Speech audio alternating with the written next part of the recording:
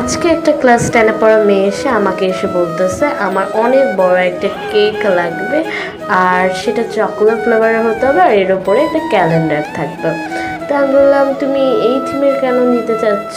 তো উনি তখন বললো যে আমি সবসময় আমার বার্থডের দিনগুলোকে গুনে গুনে রাখি, ক্যালেন্ডারে দাগ দিয়ে রাখি, তাই আমি চাচ্ছি আমার কেকের উপরে একটা ছোটোখাটো ক্যালেন্ডার থাকবে, আর সাইডে কিছু গোল্ডেন স্প্রিঙ্কল থাকবে, আর হালকা পাতলা কিছু ডিজাইন থাকবে। তা আমি বললাম আচ্ছা ঠিক আছে, হয়ে যাবে।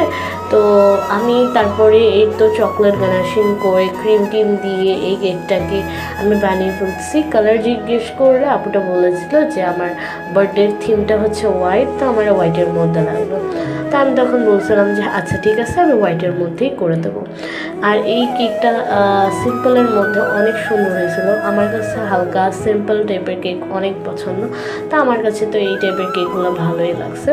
এখন তোমরা চাইলে বলতে পারো কমেন্টে এসে যে এই কেকটা তোমাদের কেমন লাগছে। আর তোমরা যদি আমার এই ভিডিওটা ইউটিউবে দেখে থাকো, তোমরা প্লিজ আমার চ্যানেলকে সাবস্ক্রাইব করে দেবে আর একটু লাইক করে দেবে, কারণ আমার চ্যানেলে নতুন তো অত একটা ভিউজ হচ্ছে না, তোমরা করে দিও। তো এই দেখো আমি ক্যালেন্ডারটা বসিয়ে দিয়েছি, আর এটা এত কিউট লাগছিল। আমি কিছু হার্ট চকলেট বসিয়ে দিয়েছিলাম।